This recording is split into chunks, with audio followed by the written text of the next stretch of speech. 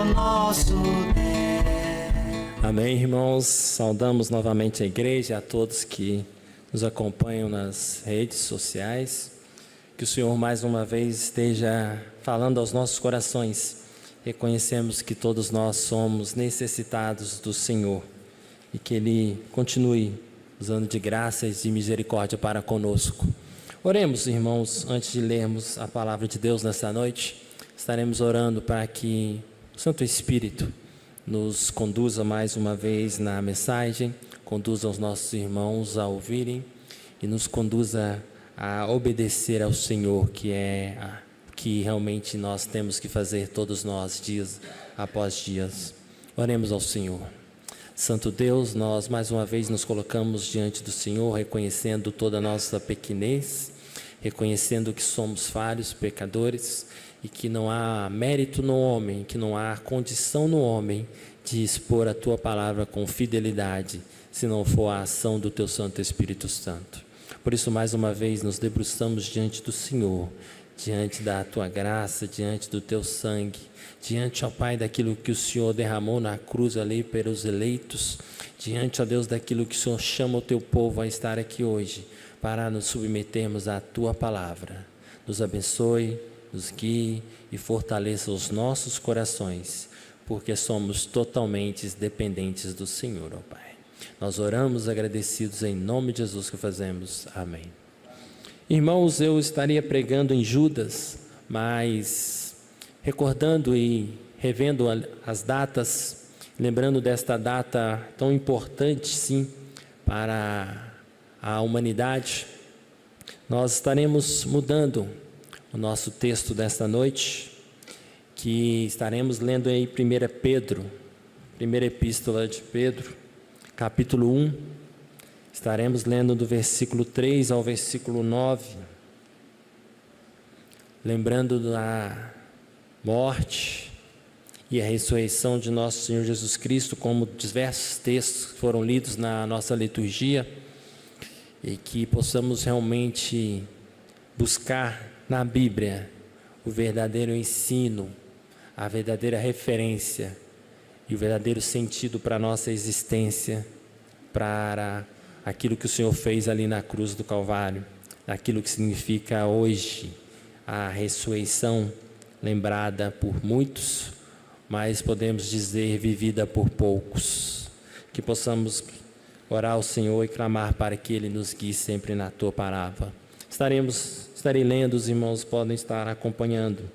Primeira Epístola de Pedro, capítulo 1, do versículo 3 ao versículo 9, diz assim: Bendito o Deus e Pai de nosso Senhor Jesus Cristo, que, segundo a sua muita misericórdia, nos regenerou para uma viva esperança, mediante a ressurreição de Jesus Cristo dentre os mortos, para uma herança incorruptível, sem mácula, imarcessível, reservada nos céus para vós outros, que sois guardados pelo poder de Deus, mediante a fé para a salvação, preparada para revelar-se no último tempo. Nisso exultais, embora, no presente, por breve tempo, se necessário, sejais contristados por várias provações, para que, uma vez confirmado o valor da vossa fé, muito mais preciosa do que o ouro perecível, mesmo apurado por fogo, redunde em louvor, glória e honra na revelação de Jesus Cristo, a quem, não havendo visto, amais, no qual, não vendo agora, mas crendo, exultais com alegria indizível e cheia de glória, obtendo o fim da vossa fé, a salvação da vossa alma. Irmãos, Pedro, essa epístola, nós podemos dizer que o versículo 1 e 2, ele traz ali o seu autor, e o autor é conhecido, bem referenciado na Bíblia, o apóstolo, é o discípulo Pedro. Então Pedro é quem escreve esta epístola. Ele escreve essa epístola para os eleitos de Deus. Isso aí tem no versículo 1 e versículo 2 do capítulo 1. Mas essa não será o nosso foco nessa noite. Nós estaremos trabalhando em cima do capítulo, do versículo 3, precisamente. Entendendo que neste versículo traz já uma riqueza para a nossa existência, uma fé, uma confiança e ensinamentos para os nossos viveres. Mas nós lemos aí do versículo 3 ao versículo 9, porque só para os irmãos compreenderem um momento, Pedro, quando ele escreve essa epístola para os eleitos, dentro deste primeiro capítulo, do versículo 3 ao versículo 12, Pedro trata de um assunto sobre salvação. Todo este versículo 3 ao versículo 12, ele traz a explicação e ali o que é realmente a salvação. Mas necessariamente do versículo 3 ao versículo 9, podemos dizer que no grego, é um versículo único. Isso quer dizer o quê? Que o versículo 3 até o versículo 9 seria apenas uma ideia única. Se nós possamos ler nessa noite o versículo 3 ao 9, era como se nós tivéssemos lido apenas o versículo 3. Isso que estava no grego. Por isso que eu li até o versículo 9. Isso é a ideia de Pedro, é uma ideia central, é a ideia única. Mas nessa noite vamos nos ater principalmente no versículo 3, porque ali ele já nos demonstra, ele nos encaminha sobre a salvação e sobre o que nós lembramos hoje, que foi a morte e a ressurreição de Cristo. E nós iniciamos nossa fala dizendo que muitas pessoas comemoram, mandam mensagens, falam em comemorações, e utilizam muitas vezes dessa ressurreição de Cristo de uma maneira que a Bíblia não nos orienta, que a Bíblia não nos ensina, que a Bíblia nos mostra como não deve ser orientada e vivida. A ressurreição de Cristo, meus irmãos, é algo essencial na nossa vida, na vida do crente, na vida dos eleitos. É algo que deve ser vivida, que deve ser lembrada não só hoje, mas dias após dia. Porque ela é que encaminha a nossa existência, ela é que dá sentido à nossa vida. Nós temos visto tantas pessoas utilizando a ressurreição de Cristo. E hoje, vendo alguns artigos, mensagens sobre a ressurreição de Cristo, nós vimos uma crítica, nos jornais. O movimento MST, ele publicou em seu site a cruz, uma pessoa na cruz, e segundo os dizeres, ladrão bom é ladrão morto. Segundo grupo, é uma crítica aos movimentos que exigem uma maior punição. Mas não é essa a nossa ideia de discutir quem está certo ou quem está errado, mas é a ideia de discutir ou de lembrar aos irmãos como muitas pessoas têm brincado, têm utilizado para fins ideológicos, políticos, aquilo que o Senhor não tem a intenção, não era o objetivo e não é o modelo de vida para cada um de nós, que é levar a morte de Cristo e a ressurreição de Cristo a algo muito mais profundo, algo muito mais sério. Algo que não deve ser utilizado, exposto, brincado. Algo que não deve ser falado de boca para fora. Algo que nos deve fazer tremer. Algo que nos deve fazer reconhecer a glória de Deus. A ressurreição de Cristo, ela precisa ser impactada em nossas vidas dia após dia. A ressurreição de Cristo é algo que precisa transformar o nosso ser. A nossa alegria, a nossa tristeza, precisa inundar o nosso coração e reconhecer que Jesus realmente pagou um alto preço, que o Evangelho é sério, que o Evangelho não deve ser exposto em ideias e brincadeiras ou em penos falar, ou em penos dizeres. E aí o versículo 3, o tema da nossa mensagem é: graças a Deus, Cristo ressuscitou. O versículo 3, ele então começa assim: bendito o Deus e Pai. Irmãos, quando olharmos para a glória de Cristo, e aqui falando sobre a salvação, estamos falando sobre a ressurreição de Cristo. Nós devemos tratar a ressurreição de Cristo, a salvação, com alegria. O versículo inicia: bendito Deus. Bendito é uma expressão de alegria, é uma doxologia utilizada em vários momentos do Novo Testamento, aonde mostra a graça de Deus, aonde mostra a alegria que devemos ter em reconhecer que Cristo pagou um alto preço, ao reconhecer que Cristo, que Deus é o Pai, que mandou o seu Filho para nos dar uma nova vida, uma nova história. Bendito, graças a Deus, porque aprove em toda a história, aprove que o Senhor Jesus Cristo morresse para os eleitos, não para todos. O sangue derramado na cruz são para os eleitos, o preço na cruz são para os eleitos, e por isso que fala, bendito, a alegria do Senhor. E aí nós podemos caminhar no versículo que fala, o Deus e Pai de nosso Senhor Jesus Cristo. Nós temos uma outra tradução que traz esse versículo dizendo assim, ó, louvado seja a Deus e Pai de nosso Senhor Jesus Cristo.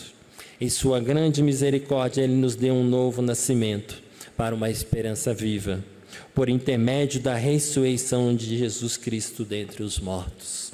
E essa expressão, Deus e Pai, Pedro aqui, irmãos, é aquele que coloca então a soberania de Deus, a glória de Deus.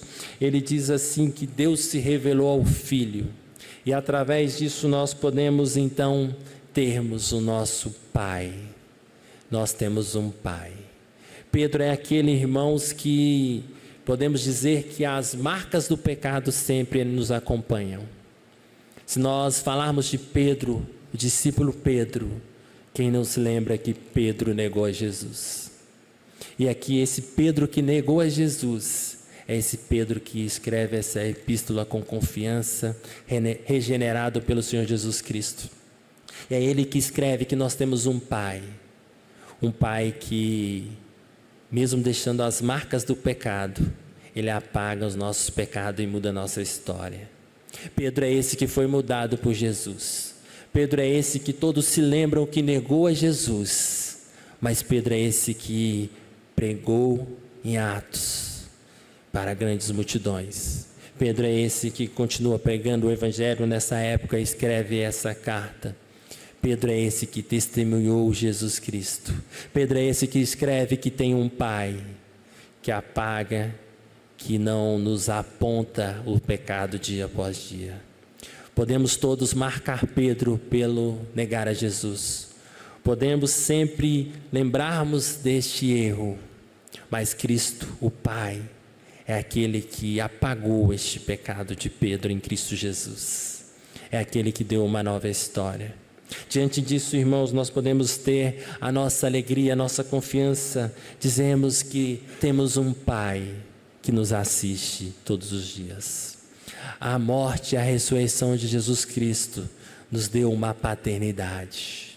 Podemos chamar o Pai, podemos viver com o Pai, mesmo que muitas de vezes nas nossas experiências humanas não tenhamos o Pai terreno, não tenhamos o Pai que queríamos ter, mas a morte e a ressurreição de Cristo nos trouxe um Pai que é um Pai perfeito, que é um Pai que anda conosco dia após dia. Diante disso, igreja, nós tenhamos a confiança que haja o que passar, que haja momentos de alegrias, de tristeza, mas o Pai ali, derramado ali pelo Filho na cruz, que Jesus Cristo nos abençoou com a sua morte e ressurreição. Através daquilo nós temos um Pai, Deus o Pai. Deus e Pai de nosso Senhor Jesus Cristo. Essa expressão de nosso Senhor Jesus Cristo retransmite a glória de Deus. Ela fala que o Senhor é aquele que é o Deus criador de todas as coisas. Que o Senhor é aquele que é o Cristo, aquele soberano, aquele onde nós devemos dar toda a glória e todo louvor. Bendito o Deus e Pai, temos um Pai, de nosso Senhor Jesus Cristo. E essa expressão nosso, ele se mostra num relacionamento. Quando nós dizemos que temos um Pai, esse Pai não está distante. Quando nós dizemos que somos filhos de Deus, E esse nosso quer dizer, é algo que vive e tem um relacionamento, algo presente dia após dia. Não é apenas de palavras, não é apenas nas nossas músicas ou expressões, mas quando nós, Pedro aqui escreve temos o nosso Pai, Senhor Jesus Cristo. Ele quer dizer que é algo que precisa de sermos relacionados com Ele dia após dia. Relacionarmos na leitura da Tua Palavra, relacionarmos na oração, relacionarmos na presença dos cultos, relacionarmos numa vida que agrade ao Senhor. O nosso Pai nos assiste dia após dia, mas esse Pai requer de nós sempre um relacionamento. Nós temos o nosso Pai, que nós possamos, dia após dia, estarmos perto desse Pai. E aqui nós possamos entender que Pedro, ele não apenas escreve que ele é nosso Pai, mas como eu disse, Pedro teve a experiência. Como vimos em diversos versículos, Pedro foi aquele que esteve com Jesus. Pedro foi aquele que andou com Jesus. Pedro foi aquele que estava no túmulo vazio. Pedro foi aquele que precisou ver para crer. Pedro foi aquele que experimentou. E essa colocação que ele fala aqui, nosso Senhor Jesus Cristo, ele traz lembrança aqui aos eleitos de Deus, para dizermos, filhos, relacione-se com o Pai. Filhos, não estamos sozinhos no mundo, mas nós temos um Pai que podemos nos relacionar.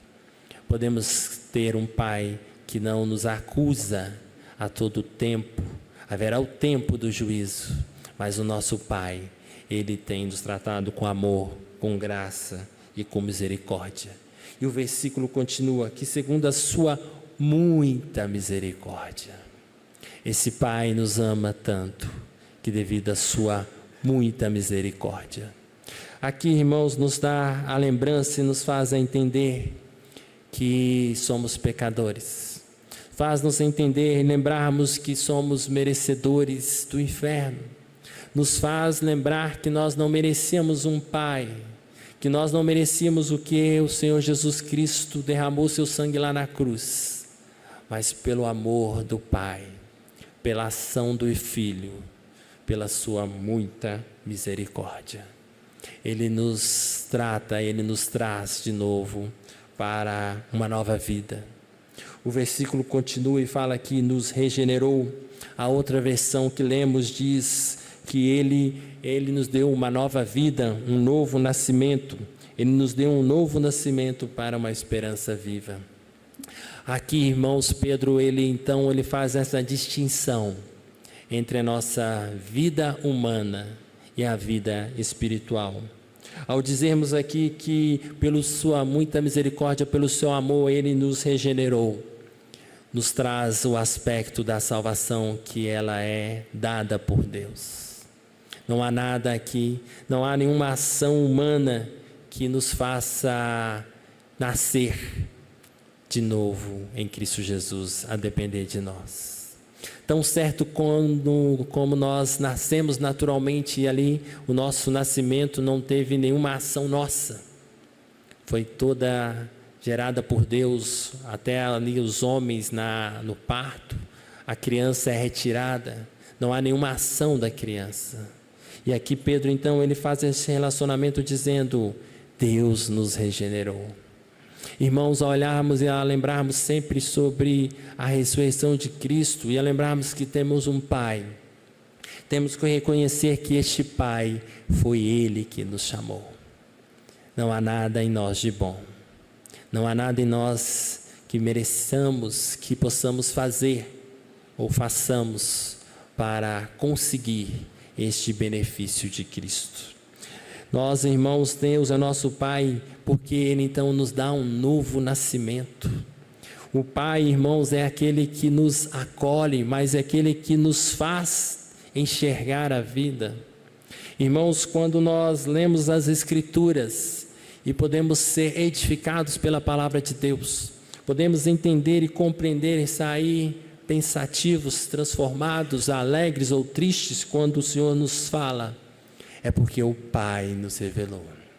É porque nós temos um Pai que tem cuidado dia após dia. É porque nós temos um Pai que tem nos revelado através do Espírito Santo a Tua palavra. Por isso, irmãos, nós possamos a cada dia confiar no Senhor. Nós possamos ter a certeza de que a salvação é um novo nascimento em Cristo Jesus.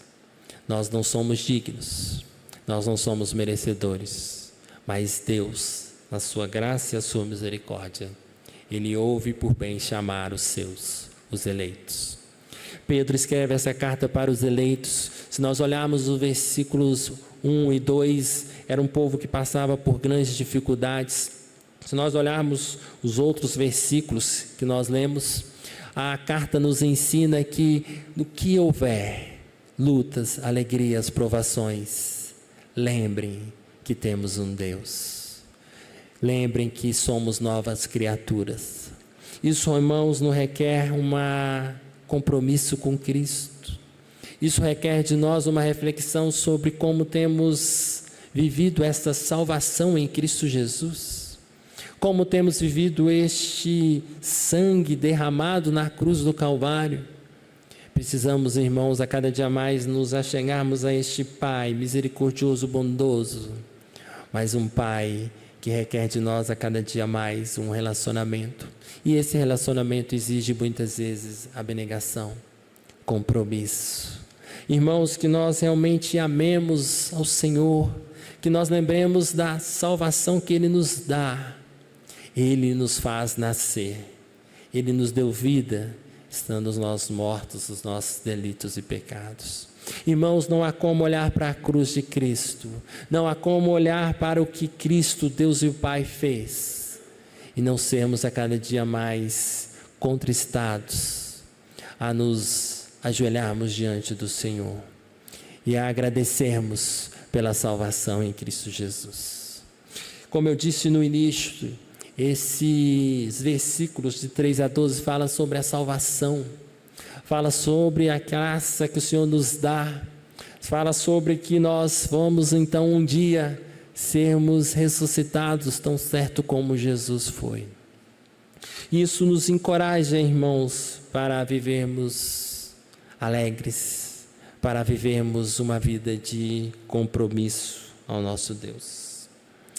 Irmãos, as Escrituras nos afirmam que Ele nos regenerou, mas para uma viva esperança.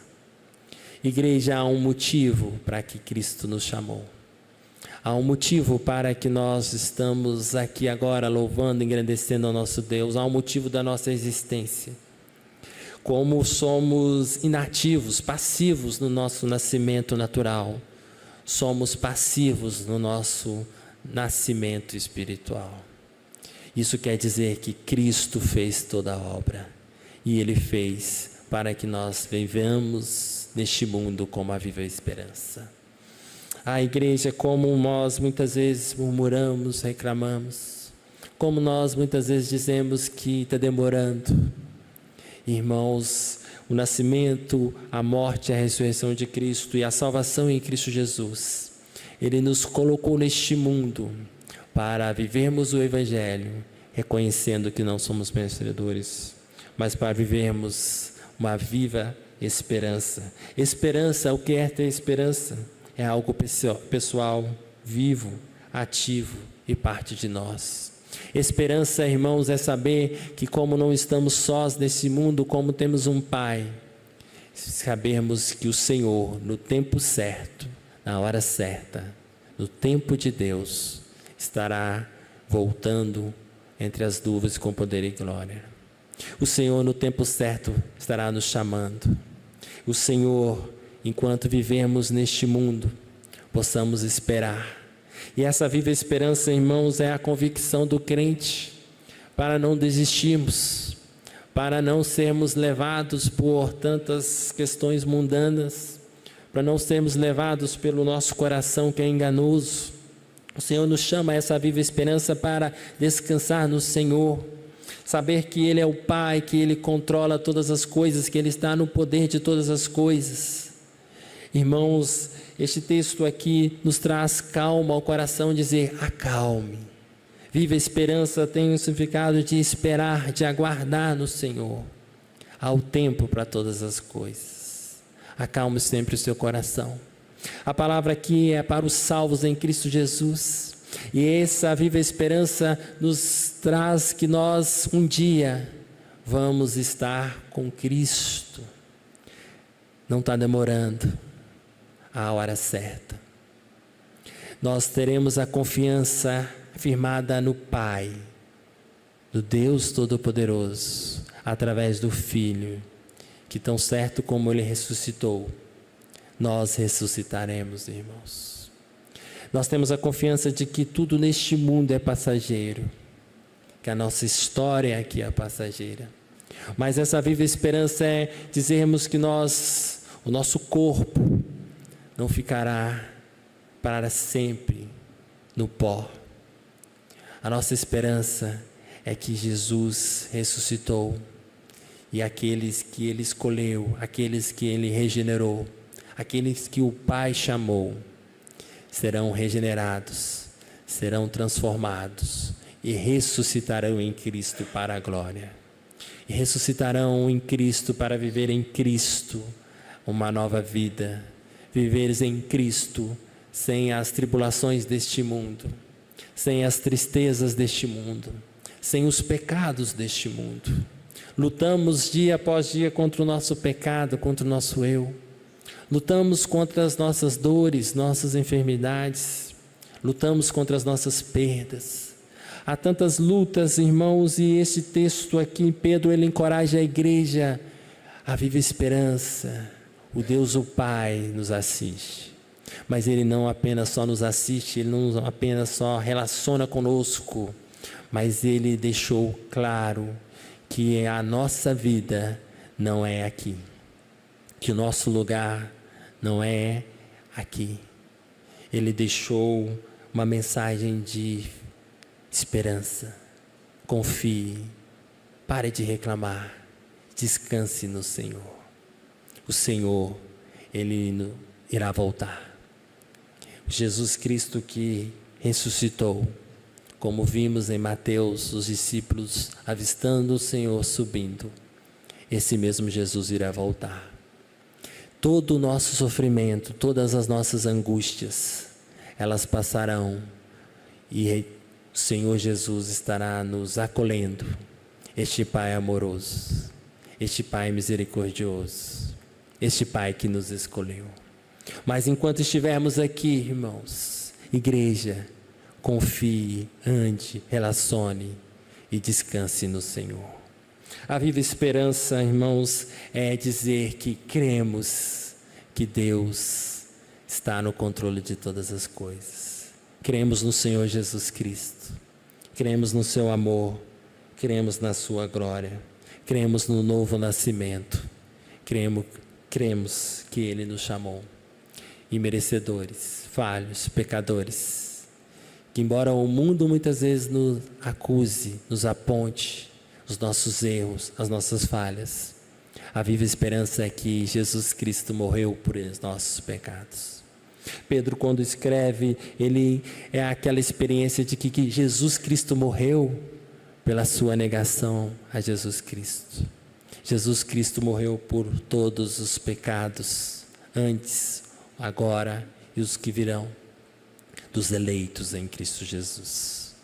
E por isso Ele nos fala: espera, confia, viva essa esperança do dia a dia, essa esperança que não nos deixa desanimar, essa esperança que não nos deixa sermos iludidos pelo que o mundo oferece, essa esperança que nos traz sempre uma nova vida, que aguarda com paciência, com disciplina, sem murmurar aquilo que Deus tem para cada um de nós.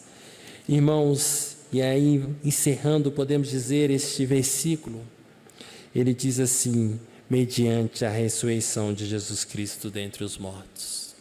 Como falamos aqui, tudo isso que Pedro descreve, essa paternidade que temos através de Jesus Cristo, essa escolha que o Pai nos escolheu, essa regeneração, este novo nascimento, tudo se faz, tudo se concretiza nos planos de Deus, ali na cruz do Calvário. Por isso que não devemos utilizar a cruz como algo qualquer. Não devemos utilizar para os nossos próprios interesses a cruz de Cristo. Não podemos pôr outros fins que não seja aquilo que a Bíblia definiu que é a cruz de Cristo, que é um alto preço, que foi sofrido, mas que foi por amor.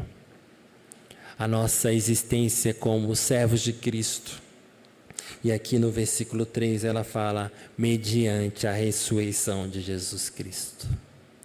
Quando Cristo ressuscitou, Ele ressuscitou ali, levando tudo para a glória de Deus.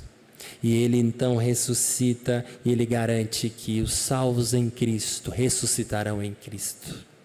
Nós dizemos aqui os salvos em Cristo porque os mortos, aqueles que não são os eleitos, eles também estarão ali, ressurgidos ali também, mas para um preço, para a justiça, para a condenação eterna. Mas quando falamos da cruz de Cristo, a cruz de Cristo diz para os eleitos, a cruz de Cristo são para os salvos, a cruz de Cristo é para quem entende que foi transformado, a cruz de Cristo é para quem tem uma mudança de vida. Quando fala um novo nascimento, é uma nova história, são os novos compromissos, é levar o Evangelho a sério, é entender que foi pago esse alto preço. E aí termina o versículo 3, dizendo a importância da cruz de Cristo para o Evangelho em Cristo Jesus. Por isso, irmãos, nós devemos olhar para não somente esse dia que se lembra, que se comemora e que todos noticiam em vários lugares, mas a cruz de Cristo é o nosso dia a dia, é o nosso levantar, é o nosso caminhar com Cristo, é o nosso reconhecer que a viva esperança está em Cristo Jesus, é reconhecer que um dia estaremos com Cristo, e reconhecendo que todos aqueles que já se foram e morreram em Cristo, estarão com Cristo, e não haverá mais dor, não haverá mais morte. Lembrarmos a ressurreição de Cristo, é lembrar que Cristo venceu a morte, é lembrar que Cristo morreu pelos nossos pecados, é reconhecer que o mundo não pode nos acusar pelos nossos pecados, mas ao mesmo tempo é reconhecer que, salvos em Cristo, não vivemos em pecado. Salvos em Cristo, não olhamos para a cruz e vivemos como se nada tivesse acontecido. Irmãos, a cruz de Cristo, ela nos transforma dia após dia. Lembrarmos do sofrimento, da ressurreição de Cristo Jesus, é algo que nos fortalece quando estamos desanimados. É algo que nos guia a nossa mente, o nosso entendimento, para lutarmos contra o pecado, reconhecendo que foram pagos na cruz, mas que nós devemos lutar dia a dia para não pecar, que nós devemos lutar por uma vida de santidade, que nós devemos reconhecer que em Cristo foi pago um alto preço. Se nós olharmos este versículo 3, ele engrandece o Pai, ele nos fortalece no Pai, ele reconhece a ação do Filho, e ele reconhece o quanto o Senhor nos ama, o quanto somos pecadores, mas o quanto que reconhecer isso tudo nos traz uma vida de esperança. Por isso não há motivos para vivermos entristecidos. Por isso que o conhecimento da salvação em Cristo Jesus nos traz um novo modelo de vida, nos traz novas perspectivas. Por isso que Pedro fala ali para aqueles irmãos que estão sofrendo, a dor passará, o sofrimento passará, mas lembrem e vivam porque vocês têm um Pai, porque Jesus Cristo ressuscitou. E isso mudou toda a nossa história. Não porque merecíamos, mas porque Cristo nos amou, pela sua muita misericórdia. Que nós possamos, diante dessa verdade bíblica, vivermos um evangelho com compromisso. Vivermos um evangelho que se dedique mais ao Senhor e neguemos mais as nossas vontades. Lembremos que Cristo fez toda a obra porque Ele nos escolheu. Irmãos, a olharmos a salvação em Cristo Jesus, nós precisamos a cada dia vivermos uma vida mais piedosa diante de Deus. Uma vida, ó Pai, igreja que reconheça a paternidade de Deus, mas que seja transformada em ações, que seja transformada em atitudes que realmente nos façam desfrutar das bênçãos, das maravilhas que o Senhor deu a cada um de nós, eleitos em Cristo Jesus. Não merecedores, mas eleitos.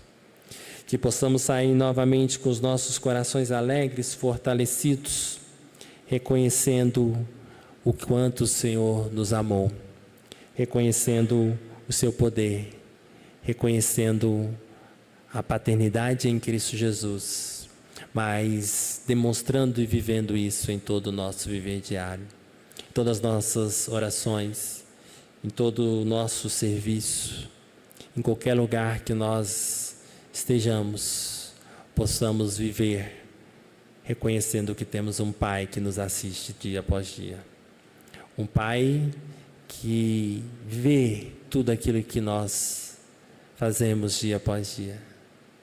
Um Pai que está no nosso quarto fechado. Um Pai que está quando estamos no mais nosso íntimo do nosso coração.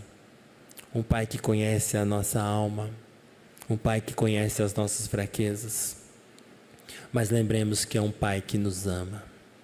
Por isso, enquanto há vida, meus irmãos, há sempre tempo de voltarmos e de buscarmos o nosso Pai.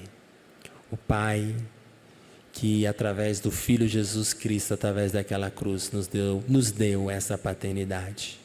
Ao mesmo tempo que nos encoraja a vivermos o Evangelho, nos despertas para que sejamos filhos. Um filho olha para o Pai. Um filho quer estar perto do seu Pai. Um filho reconhece o amor do seu Pai. Um filho se dedica ao seu Pai, reconhecendo que não há mérito nele, mas reconhecendo a glória de Deus, a glória do Pai. Fortalecidos, despertados, convictos de que Jesus Cristo morreu na cruz e ressuscitou pelos eleitos, por aquele que Ele chamou, por aquele que Ele salvou, por aquele que Ele transformou em seus filhos. Que nós não somos dignos, merecedores, mas somos agraciados mais uma vez pelo Senhor, com a Tua graça, com a Tua glória, com a Tua misericórdia. Saiamos felizes, convictos, mas despertados a vivermos como filhos e a entendermos que temos um Pai. Porque se assim não agirmos, se assim não fizermos, a palavra de Deus diz: vocês não são filhos, são bastardos. E aqueles a quem Jesus Cristo não pagou o preço ali na cruz. E aqueles a quem hoje muitas vezes utilizam a cruz de uma maneira indevida, brincando com as suas ideologias. Aqueles que não reconhecem o Pai, aqueles que não foram escolhidos pelo Pai, irão ser punidos na justiça do Pai, por terem negado a Cristo, negado o sangue de Jesus na cruz, negado a soberania e a glória do nosso Deus. Que o Senhor nos fortaleça e nos conduza, que o Senhor nos dê condições de vivermos a cada dia o Evangelho da graça, o Evangelho realmente bíblico, segundo a vontade do Senhor Jesus Cristo. Amém, irmãos?